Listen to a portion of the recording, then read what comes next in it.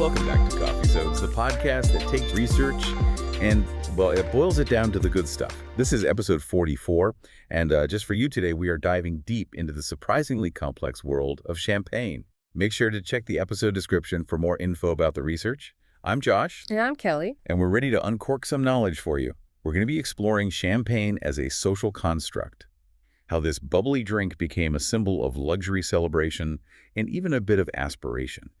It's fascinating how something as simple as a drink can be so loaded with meaning. Okay. I'm intrigued. So we're not just talking about the taste here, right? It's about what drinking champagne says about you. You got it.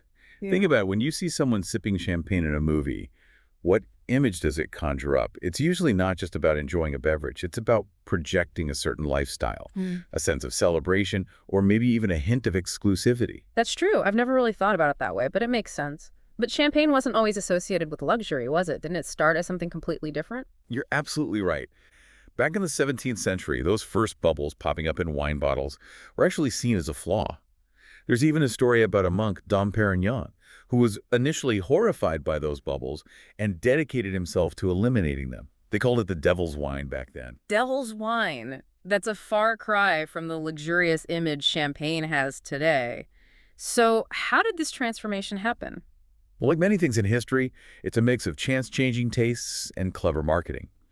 Over time, people like Dom Perignon actually started to refine the process of creating those bubbles. And as techniques improved, champagne started to gain a reputation for being unique and special. So it's kind of like how blue cheese was once considered spoiled cheese, but now it's a delicacy. Exactly. People's perceptions and preferences change over time. And what was once seen as a defect can become a desirable trait. But in champagne's case, there were some key moments that really pushed it into the realm of luxury. Well, for instance, in 1878, a champagne producer named Eugène Mercier pulled off a legendary publicity stunt at the Exposition Universelle de Paris. He built this massive wine barrel, the largest in the world, which could hold over 200,000 bottles. And then get this, he paraded it through the city. Wow. That's a pretty extravagant way to get people's attention. But it wasn't just publicity stunts. During the Belle Epoque, a period of prosperity and cultural flourishing in France, champagne became closely associated with royalty and the elite. Think lavish parties, elegant soirees, and champagne flowing freely. This association really cemented its status as the drink of the upper class. So are we saying that champagne became a way for people to show off their wealth and status? Well, it's not quite that simple, but there's definitely an element of that. Sociologists have a term for this: conspicuous consumption.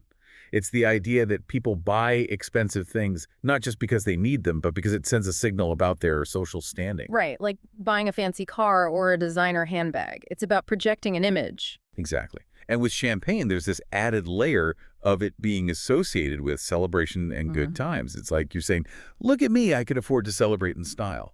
And what's fascinating is that the price of champagne often doesn't follow the usual rules of supply and demand. Sometimes the higher the price, the more desirable it becomes. It's almost like a psychological trick. It's like that saying, if it's expensive, it must be good. We tend to equate price with quality, even if that's not always the case. And champagne producers know how to play on this perception. They cultivate an image of exclusivity, limited production, and heritage, which allows them to charge a premium.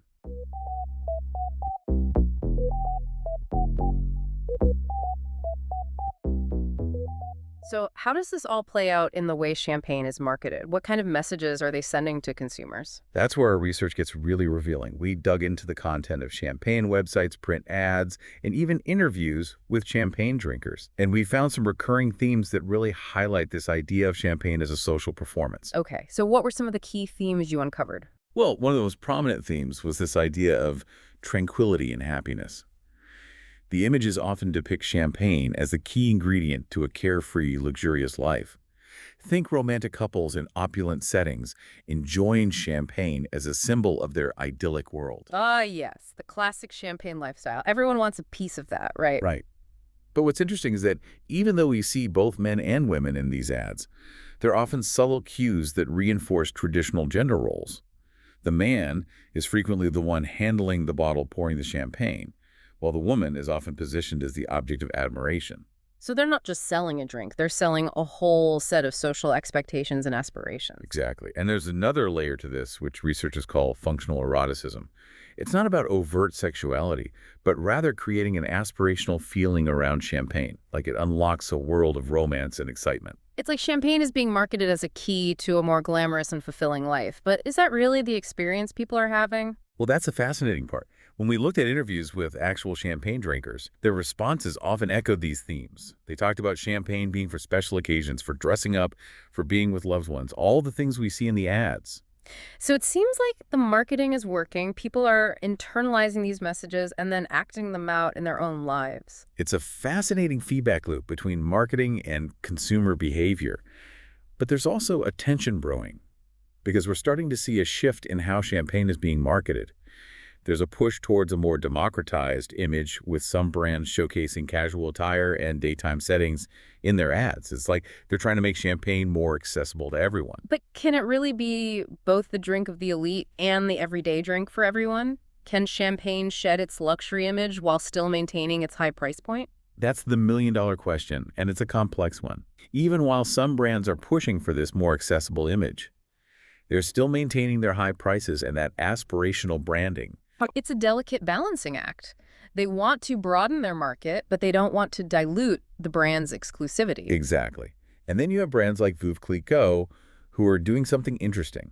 They're focusing on empowering women in their marketing, which is a refreshing contrast to the more gendered imagery we see in other ads. So it seems like the world of champagne is in flux. We have these traditional ideas about luxury and exclusivity clashing with the desire to be more inclusive and appeal to a wider audience. Yes, and it's going to be fascinating to see how this plays out in the coming years. Hmm. Will champagne be able to hold on to its social cachet while becoming more accessible?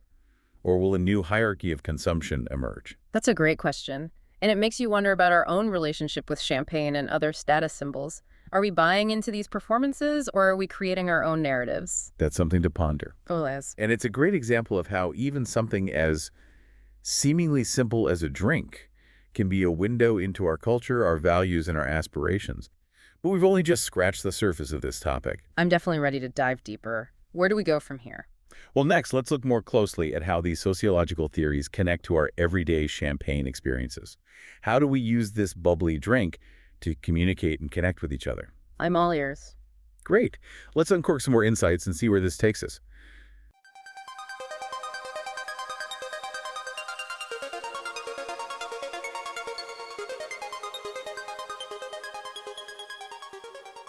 So we've talked about champagne as a status symbol and how brands carefully craft its image.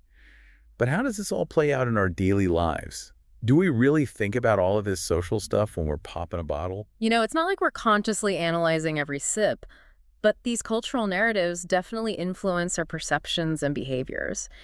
It's like those unspoken rules of etiquette. Mhm. We might not think about them explicitly, but we know they're there. Exactly. And one of the most interesting things about champagne is how it plays into this idea of social fields, a concept developed by sociologist Pierre Bourdieu. Think of it like this. The clothes you wear, the car you drive, even the drinks you choose, they all say something about who you are and where you fit in society. So champagne becomes a way of signaling your position within a particular social group. Precisely. When you pop a bottle of Dom Perignon, you're not just enjoying a drink. You're signaling your position within a social field that values luxury and exclusivity. And even if we're not consciously trying to impress anyone, those perceptions still influence how we choose and consume champagne. Like if you're at a fancy restaurant, you might be more likely to order champagne than if you're at a casual bar. And this brings us back to Thorstein Veblen's idea of conspicuous consumption. Think of those Instagram posts where someone's casually sipping champagne on a yacht. It's not just about the drink, it's about projecting an image of success and wealth. Champagne can be a way of performing a certain lifestyle, even if it's not your everyday reality. Exactly. And this performance isn't always about showing off wealth. Sometimes it's about aspiring to a certain lifestyle or social group. So it's like you're saying, I want to be part of this world where champagne is the norm. You got it. And this ties back to how brands are trying to democratize champagne while still maintaining its luxury image. Champagne should be about enjoyment and connection. I agree. Being aware of the cultural influences can enhance our experience, But it shouldn't take away from the simple pleasure of sharing a drink with friends. Well said. And sometimes the most meaningful experiences are the ones that break free from those social scripts. Like sharing a bottle of affordable bubbly with close friends. Or maybe even opting for a different drink altogether. It's about finding what feels authentic to you. I love that. So we've explored champagne as a performance and a status symbol. But what about the people who make it? Where do they fit into this whole social construct? That's a great question. And it takes us back to the idea of producers and consumers operating within different social fields. Champagne producers have a vested interest in maintaining this image of luxury and exclusivity. Because it allows them to charge those premium prices. And they've done a masterful job of cultivating this mystique around champagne. The history, the craftsmanship, the limited production, it all contributes to the perceived value. So even though they might be pushing for a more accessible image in some of their marketing, they're still relying on that underlying narrative of luxury and exclusivity. It makes you wonder if champagne can ever truly escape its luxury image, Right. or if that's even what they want. That's a question for the champagne houses themselves. But one thing's for sure, the social performance surrounding champagne is a fascinating and ever-evolving phenomenon. And it's given us a lot to think about. Definitely. It's a reminder that even something as seemingly simple as a drink can be loaded with social meaning and cultural significance. And that our choices, whether we're aware of it or not, are often shaped by these forces. But here's the good news. We're not just passive consumers just swept along by these trends. Right, we have the power to be conscious consumers, to understand these forces and make choices that align with our own values. So next time you're at a party and someone pops open a bottle of bubbly, maybe take a moment to consider what it represents. Exact. Think about the context, the occasion, who's there, what's being celebrated, what are people trying to communicate through their champagne choices. That's the human condition, isn't it? Yeah.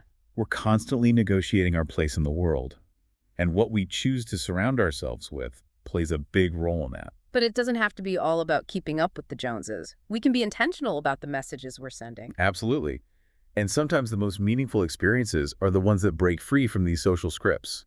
We've gone from devil's wine to a symbol of luxury, from exclusive gatherings to attempts at democratization. And along the way, we've uncovered some fascinating insights into consumer behavior, social dynamics, and even our own personal relationship with this bubbly beverage. Cheers to that.